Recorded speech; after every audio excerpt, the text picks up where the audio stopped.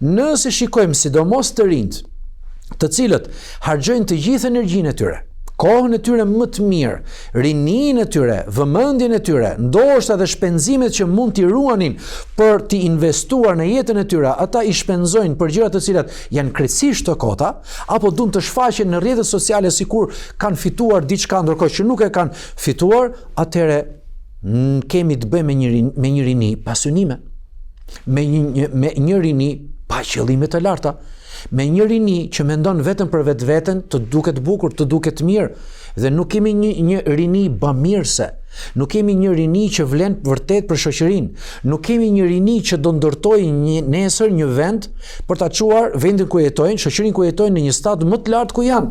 A nëse jemi keq, duhet ta përmirësojmë. A nëse jemi mirë, do ta bëjmë shkëlqyeshëm. Nëse në disa gjëra ne shkëlqejmë, në disa gjëra tjera, domethënë nuk shkëlqejmë, atëherë duhet të gjejmë ekuilibrat e duhur që shoqëria domethënë mos pasojë probleme e kështu me radhë. Pra, kemi të bëjmë me një rini që po jeton një trend të gënjeshtërt. Një trend në një realitet jo të vërtet dhe përrjedhoj po jetojmë një rini në një shoqëri e cila është përbërë me standarde të dyfishta.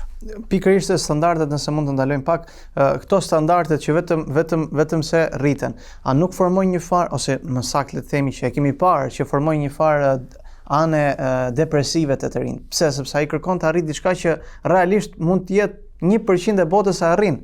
Edhe ai duket sikur e ka shumë të lehtë, nga ana tjetër nuk ja del dot. Ky është problemi tjetër psikologjik. Në momentin që po jeton një jetë imagjinare dhe realiteti është krejtësisht ndryshe, nuk ka kuptim jeta. Ashtu sikur shumë njerëz, te ne shqiptarët është e theksuar, shumë të shqiptarët e Shqipërisë, por edhe të shqiptarët e tjerë në Kosovë apo në Maqedoninë e Veriut dhe atje ku ka shqiptar, ke parasysh ndrimin e viteve? Po, patjetër. Duan ta festojnë ndrimin e viteve, sikur ajo është nata dhe rasti më i volitshëm, rasti më i mirë për t'u argëtuar dhe për t'u ndjerë mirë dhe shkojnë dhe blejnë duke shpenzuar, duke harxuar, duke ngrënë, duke pirë, a thua se nuk do të jetojnë të nesërmen. Dhe çfarë ndodh? Kur vjen e nesërma, ata zgjohen të lodhur se kanë fjetur shumë. Disa prej tyre mund të thelmohen nga ushqimet dhe nga pijet alkolike.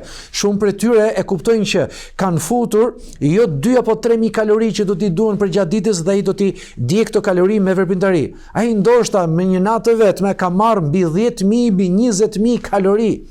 Domethënë një çekuilibër në qenien njerëzore dhe kur zgjohet të nesërmen, ai zgjohet i hutuar, zgjohet i lodhur dhe do të kaloj ndoshta dhe 1 janari për shembull, do të kaloj dhe ajo ditë dhe do të kuptoj që borxhet janë po ato. Hallet janë të njëjta. Shtëpia nuk është ndërtuar akoma, fëmijët nuk janë arsimuar akoma, borxhat nuk janë shlyer akoma, problemi me punën nuk është zgjidhur akoma, problemi me ata të tjerët, me ata njerëz ku ky ka konflikt nuk është zgjidhur akoma, prit se është duke pritur një proces gjyqësor, prit se ka problemin tjetër, hallet do të fillojnë të shfaqen, njësoj sikur ishte një natë apo 2 net më përpara. Këtu njeriu fillon të kuptojë që realiteti është tjetër dhe ajo që duam të shfaqim ne është diçka tjetër. Ne e mbushim hapësirën qellore natën me fishek zjarre, sikur për të treguar që ne jemi ata që nuk kemi halle. Ne nuk kemi probleme dhe konkurrojmë me njëri tjetrin, madje mburremi me njëri tjetrin se cila anë e qytetit, apo cila mahall brenda qytetit, cila lagje brenda qytetit, apo cili qytet në raport me qytetet e tjera do ta mbush me zjarr, do ta mbush me dritë, do ta mbush me fishek zjarre qiellin, ndërkohë që në fund realiteti kuptohet, kemi shpenzuar aq shumë, dikush thot, "Ohoç, po këto janë gjëra normale, janë çështje argëtimi." Nuk po flasun, nuk po futen tek hallalli, tek harami, nuk është kjo tema jon e momentit. Tema jon është që çfarë ke investuar ti në vetveten tënde, në fëmijët e tu, në familjen tënde dhe për shoqërinë për një jetë më të mirë. Pra jemi duke investuar dhe me veprimet tona, jemi duke investuar për një jetë që lidhet dhe përkon me realitetin e vërtet, i cili na ndihmon për të kuptuar gjendjen dhe ku do të shkojmë me të vërtet, apo për një realitet të rrem edhe për një jetë imagjinare.